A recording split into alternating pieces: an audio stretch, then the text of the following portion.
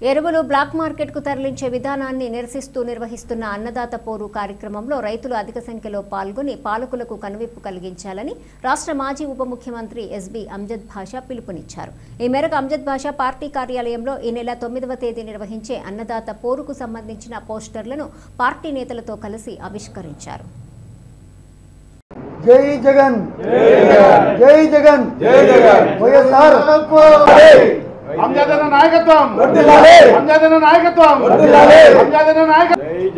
Media మిత్రులకు అందరికీ కూడా నమస్కారాలు. మరి ఇవాళ ఈ రాష్ట్రంలో కూటమి ప్రభుత్వం అధికారంలోకి వచ్చి సుమారుగా 1.5 సంవత్సరం కావస్తుంది. మరి ఈ 1.5 సంవత్సర కాలంలో మరి ఈరోజు ఈ ప్రభుత్వం కూటమి ప్రభుత్వం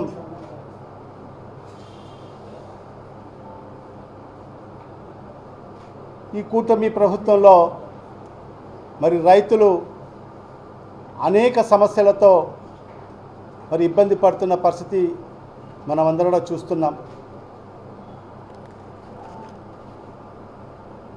మరి ఇవాళ గత 3 నెలలుగా యూరియా కోసం రైతులు పడుతున్న కష్టాలు అన్నీ కావు. మరి గత 3 నెలలుగా రైతులందరూ కూడా ఒక బస్తా యూరియా కోసం ఇన్ని ఇబ్బందులు పడుతున్నా మరి ఈ కూటమి ప్రభుత్వంలో ఉండే పెద్దలకు చీమ కుట్టినట్టు కూడా లేదు. మరి ఈ ప్రభుత్వాన్ని మేలుకొల్పాలి అనే ఉద్దేశంతో మరి మన ప్రియతమ నాయకుడు వైఎస్ఆర్ కాంగ్రెస్ పార్టీ రాష్ట్ర అధ్యక్షుడు శ్రీ వైఎస్ జగన్మోహన్ రెడ్డి గారి ఆదేశాల మేరకు మరి ఈ నెల 9వ తేదీన అన్నదాత పోరు పేరుతో మరి రైతులు పడుతున్న ఇబ్బందులను అధికారుల దృష్టికి తీసుకెళ్ళాలి, మరి మొద్దు నిద్రలో ఉన్న ఈ ప్రభుత్వాన్ని మేలుకొల్పాలి అనే ఉద్దేశంతోనే మరి ఈ నెల 9వ తేదీన రాష్ట్ర వ్యాప్తంగా అన్ని నియోజకవర్గాల్లో కూడా మరి ఈరోజు వైఎస్ఆర్ కాంగ్రెస్ పార్టీ ఆధ్వర్యంలో రైతులను కలుపుకొని ఒక ర్యాలీ ఏర్పాటు చేయడం జరిగింది. మరి దాంట్లో భాగంగానే మరి కడప నియోజకవర్గంలో కూడా మరి ఈ నెల 9వ తేదీ ఉదయం 10 గంటలకు వైఎస్ఆర్ కాంగ్రెస్ పార్టీ జిల్లా కార్యాలయం నుంచి మరి రైతు సోదరులతో కలిసి వైఎస్ఆర్ కాంగ్రెస్ పార్టీ శ్రేణులందరూ కూడా ర్యాలీగా వెళ్ళి మరి ఆర్డీఓ గారికి వినతి పత్రం ఇవ్వడం జరుగుతుంది. కావున ఈ ర్యాలీలో వైఎస్ఆర్ కాంగ్రెస్ పార్టీ నాయకులు శ్రేణులు మరి అదేవిధంగా ఈ నియోజకవర్గంలో ఉన్న రైతన్నలందరూ కూడా పెద్ద ఎత్తున మరి ఈ కార్యక్రమంలో పాల్గొని మరి ఈ ర్యాలీని విజయవంతం చేయవలసిందిగా ప్రతి ఒక్కరిని కూడా సవినయంగా విజ్ఞప్తి చేసుకుంటున్నాను.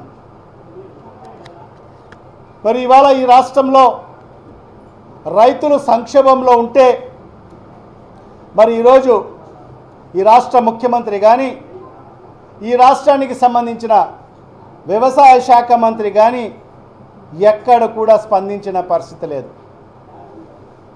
ఒక పక్క రైతులు ఇబ్బంది పడుతుంటే మరి వాళ్ళ ఇబ్బందుల్ని మరి తెలుసుకొని మరి ఆ ఇబ్బందులను పరిష్కరించాల్సింది పోయి మరి ఈరోజు ఈ ఇద్దరు పెద్ద మనుషులు వాళ్ళను అవహేళన చేసే విధంగా మరి ఈరోజు మాట్లాడడం అనేది ఎంతవరకు సమంజసమో ఒక్కసారి ఆలోచన చేయమని చెప్పి కూడా ఈ సందర్భంగా తెలియజేసుకుంటున్నా. మరి అదేవిధంగా ఈరోజు రైతులందరూ కూడా ఒక బస్తా యూరియా కోసం క్యూలలో నిలబడి ఉంటే మరి ఈ రాష్ట్రానికి సంబంధించిన ఒక వ్యవసాయ శాఖ మంత్రి మరి బఫేని పోల్చడం జరుగుతుంది.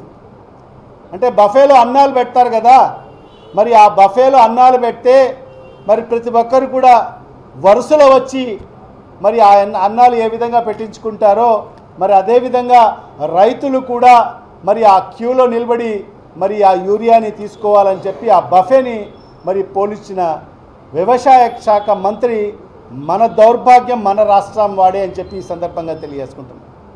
మరి ఇవాళ నేను ఒకటే, అసలు ఈయన వ్యవసాయ శాఖ మంత్రేనా అని చెప్పి ఒక్కొక్కసారి అనుమానం వస్తుంది మనకు.